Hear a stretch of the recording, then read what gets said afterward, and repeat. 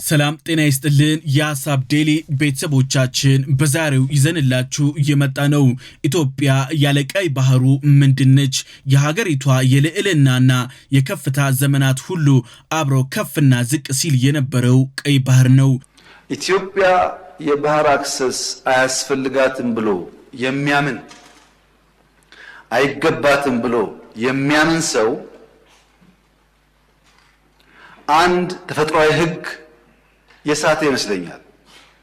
ሰው ይወለዳል፣ ሰው ያድጋል፣ ሰው ያረጃል፣ ሰው ይሞታል። ይሄ ተፈጥሮ ነው። ቀይ ባህርና ኢትዮጵያም እንደዚሁ ናቸው። በሆነ ጊዜ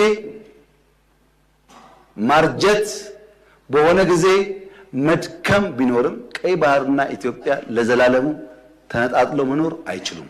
ኢትዮጵያ በመልካ ምድሯ የተነሳ የመልካ ፖለቲካዋን ስትቀርጽ የኖረች ሀገር ነች። ኢትዮጵያን ወደ ቀድሞ ከፍታዋ የመመለስ ሂደት አሁን ተጀምሯል። የጂኦግራፊ እና የስነልቦና መገለል ኢትዮጵያን ብዙ ዋጋ አስከፍሏታል።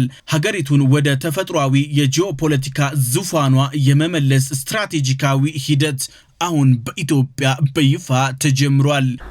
እንዴት የኛ ሆነ፣ እንዴት ከኛ ሄደ ምርምር ይፈልጋል።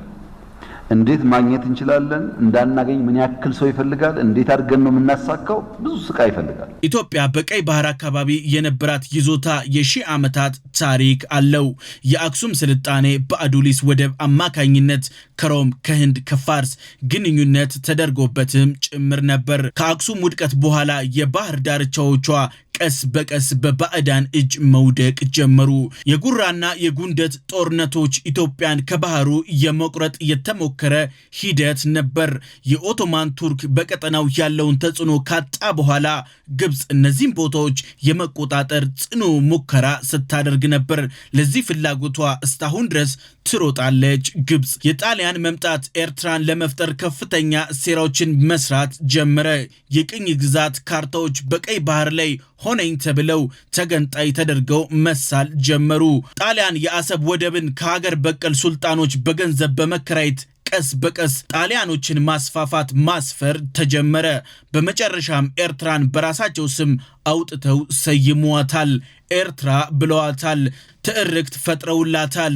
አጼ ሚኒሊክ ጣሊያንን በአድዋ ድል አድርገው ጣሊያንን ቢያሸንፉም በዲፕሎማሲና በስትራቴጂካል ምክንያት ጣሊያን በኤርትራ እንዲቆይ ተፈቀደለት። በዚህም ፋሺስቱ የጣሊያን ጦር ሆነም ብሎ በባንዳዎቹ ትዕርክትን የማዛባት ስራ ሲሰራ ቆየ። የዛሬዋን ኤርትራ የአሰብና የአስመራን ቁመና መገንባት ጀመረ። ግብጽ በዚህ ሁሉ ሂደት ውስጥ በደፈጣ ቦታውን ለመቆጣጠር ስትጠብቅ ነበር። ከሁለተኛው የዓለም ጦርነት በኋላ የተባበሩት መንግስታት ድርጅት ውሳኔን አሳለፈ። ኤርትራ ከኢትዮጵያ ጋር በፌዴሬሽን እንድትቀላቀል ተወሰነ። ግብጽ በዚህ ውሳኔ በከፍተኛ ደረጃ ተቃውሟን በተደጋጋሚ አሰምታለች። አጼ ኃይለ ሥላሴ ፌዴሬሽኑን አፍርሰው ኤርትራን ሙሉ በሙሉ የኢትዮጵያ ክፍለ ሀገር በማድረጋቸው ለ30 ዓመታት የዘለቀውን የትጥቅ ትግል እንዲወለድ ዋነኛ መንስኤ ሆኖም ተቆጠረ። በዚህም ግብጽ ለዘመናት ስትመኘው የነበረውን የህልውና ጉዳይ ነው ያለችውን የትጥቅ ትግልን አጀንዳ አርጋ አስጀምራለች። ግብጽ ከአጋሮቿ ጋር በመሆን የሰሜን ተገንጣዮችን በሱዳን በማሰልጠን ከፍተኛ ትብብር በማድረግ በመጨረሻም የፖለቲካ ለውጥ በኢትዮጵያ ውስጥ እውን እንዲሆን በከፍተኛ ደረጃ ያለሰለሰ ጥረት ስታደርግም ጭምር ነበር።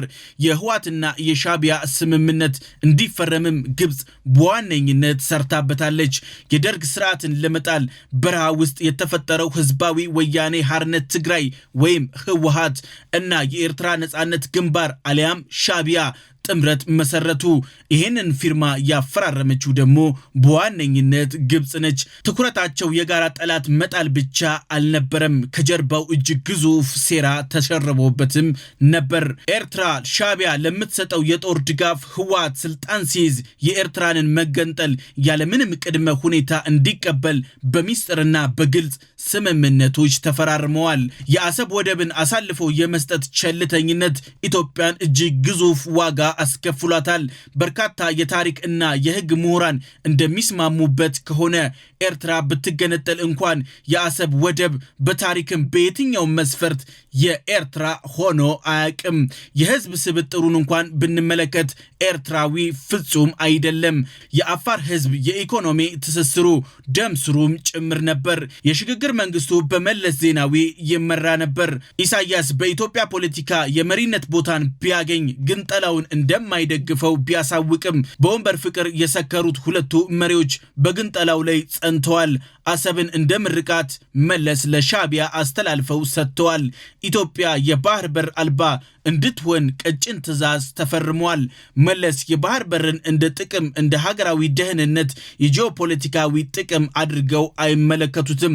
የባህር በርን ጉዳይ እንደ ትምክህተኝነት እንደ አስገዳጅ አንድነት ተደርጎ እንዲሰራ ሆነ ብሎ ትርክትን አዛብተዋል። በፍጹም የባህር በር ጉዳይ በተቃዋሚ ፓርቲዎች ደረጃ ራሱ እንዳይነሳ በአፈናም ጭምር መለስ ሰርተውበታል። ግብጽ በባንዳዎቿ እጅግ የኮራችበት ዘመን ቢኖር ያ ዘመን ነበር። ከመሰሎቿ ጋር በመተባበር የባህረ ሰላጤው ሀገራት ቀይ ባህርን ሙሉ በሙሉ ተጽዕኖ ስር እንዲወድቅ በሰፊው ሰርተውበታል። ያልተቋረጠ ጥረትም አድርገውበታል። የአረብ ደሴት ሲሉም ሰይመውታል።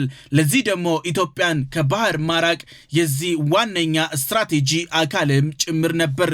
ግብጽ በባንዳዎቿና በተላላኪዎቿ እውን አድርገዋለች።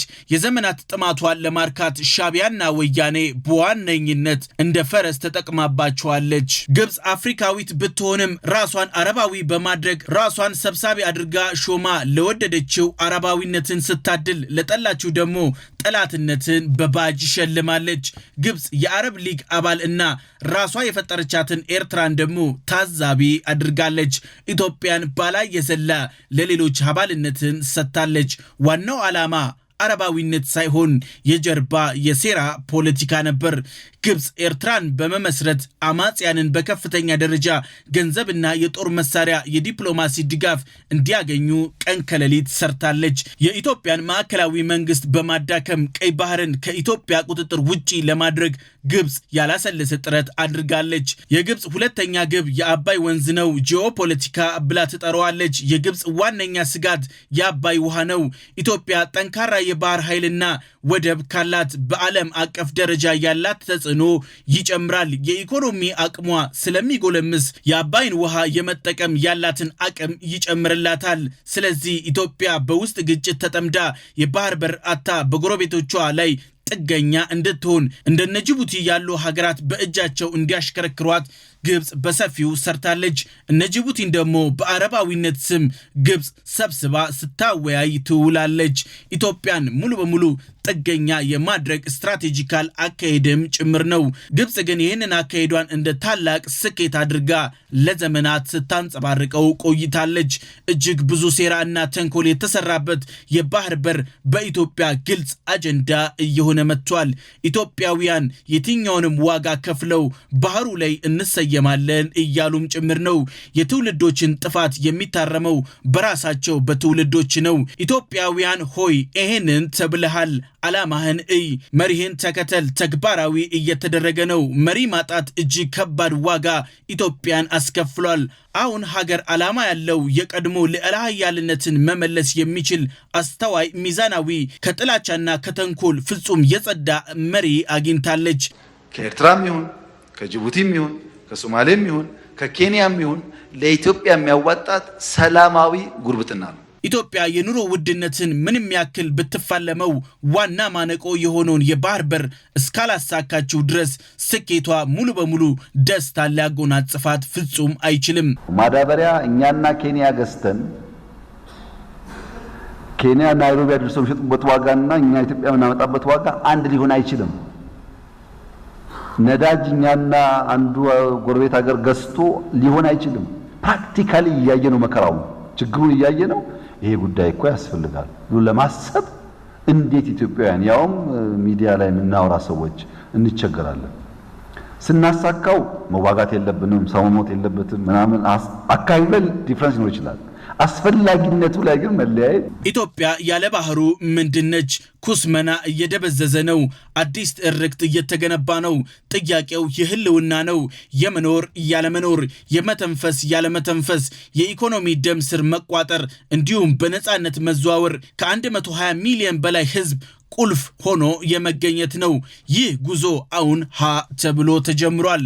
ኢትዮጵያ ዳግም ወደ ልዕለ ኃያልነቷ ለመመለስ ጥረት ጀምራለች። የሐሳብ ዴሊ ቤተሰቦቻችን የዛሬው ይህን ይመስል ነበር። በቀጣይ በሌላ አጀንዳ እስከምንገናኝ ሰላም።